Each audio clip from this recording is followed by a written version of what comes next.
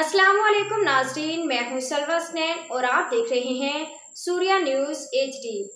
आइए नजर डालते हैं आज की अहम ढेर की रिपोर्ट। सादिक गारी ठहरी मीरवाह में बेदर्दी से कत्ल किए गए सहाफी अल्लाह ढनू उर्फ ईडी शर के कातलों की गिरफ्तारी के लिए ढरकी में सहाफियों, सियासी, समाजी और मेहनत कश तंजीमों की जानब से ढरकी प्रेस क्लब से जामा मस्जिद चौक तक एहतजाजी मुजाहरा किया गया।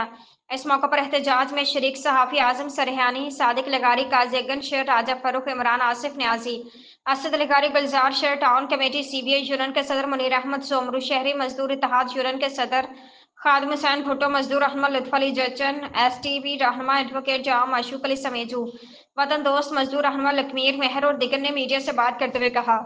कि ठहरी मीरवा में सहाफी ईडी शेर को कुल्हाड़ियों के वार से बेदर्दी से कत्ल करने की सख्त अल्फाज में मजम्मत करते हैं। सिंध में हक और सच की आवाज बुलंद करने वाले सहाफियों को बेदर्दी से कत्ल किया जा रहा है, लेकिन अब तक कत्ल होने वाले सहाफियों के खून का इंसाफ नहीं मिल सका है। सहाफी बगैर किसी लालच के गरीब और मजलूम अवाम की आवाज को अलावानों तक पहुंचाते हैं।